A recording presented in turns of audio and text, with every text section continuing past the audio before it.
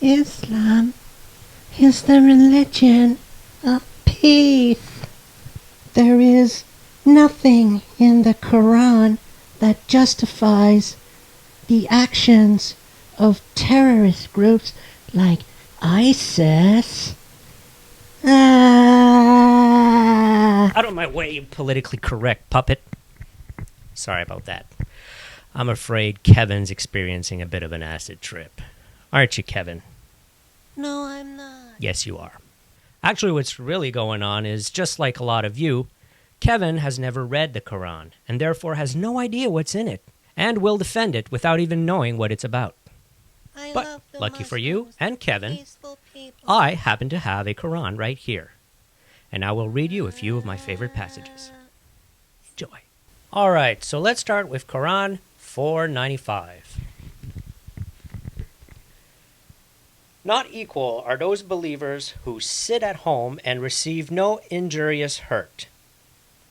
Allah has granted a rank higher to those who strive hard, fighting jihad with their wealth and bodies, than to those who sit at home.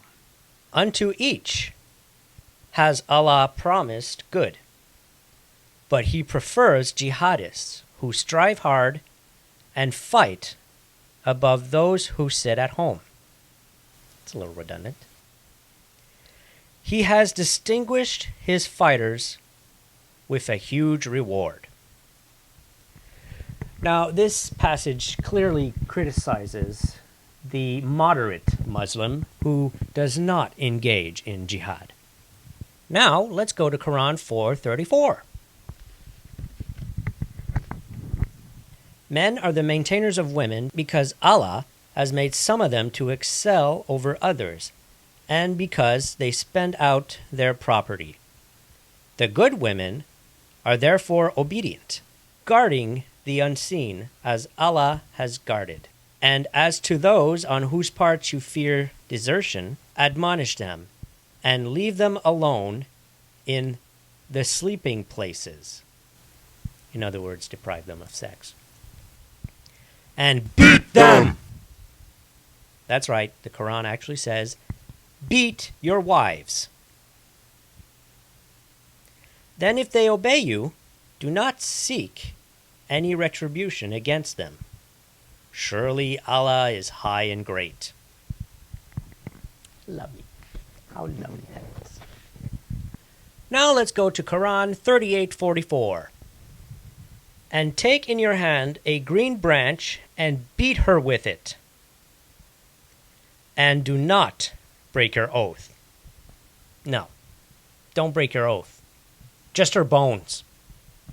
Fuckers. Quran 5:33.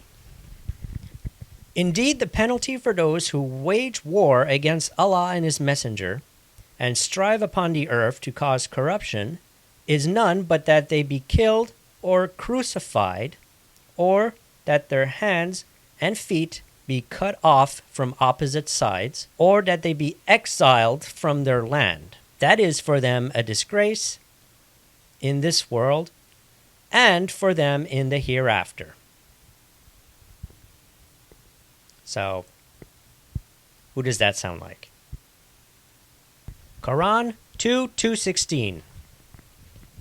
Fighting is prescribed for you, and ye dislike it, but it is possible that ye dislike a thing which is good for you, and that ye love a thing which is bad for you. But Allah knoweth, and ye know not. So basically this is saying that Allah prescribes terrorism, basically. Quran 3:151. Soon shall we cast terror into the hearts of the unbelievers, for that they joined companions with Allah, for which He had sent no authority. Quran 4:74. Therefore, let those fight in the way of Allah, who sell this world's life for the hereafter, and whoever fights in the way of Allah then be he slain or be he victorious, we shall grant him a mighty reward. So, in other words, if you give your life by fighting for Allah, you will have a great reward in the afterlife. Quran 8:12. I will cast terror into the hearts of those who disbelieve. Remember, when your Lord inspired to the angels, I am with you. So strengthen those who have believed. I will cast terror into the hearts of those who disbelieved. So strike them upon the necks and strike from them every fingertip.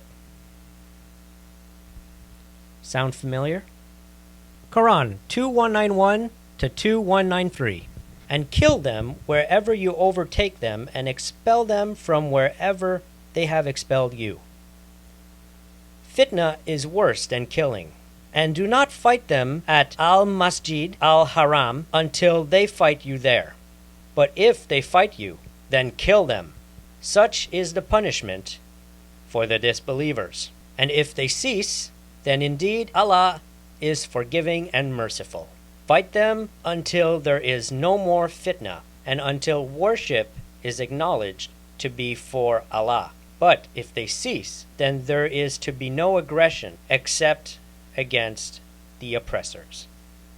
Now, there are many other passages in this piece of shit that I didn't bother reading because I didn't want the video to be too long. But here are a few examples.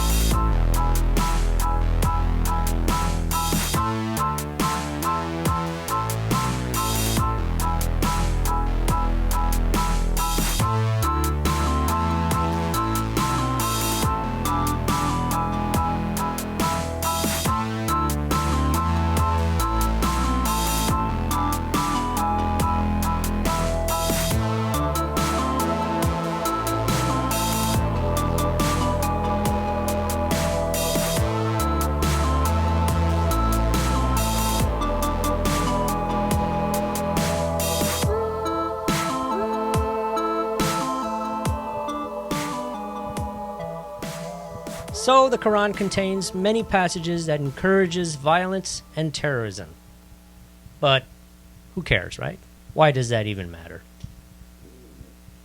Well, it matters because the Quran is the book that every single Muslim reads for moral guidance. And if this is your idea of moral guidance, then I don't want to have anything to do with you or your fucktard religion. Let's get rational.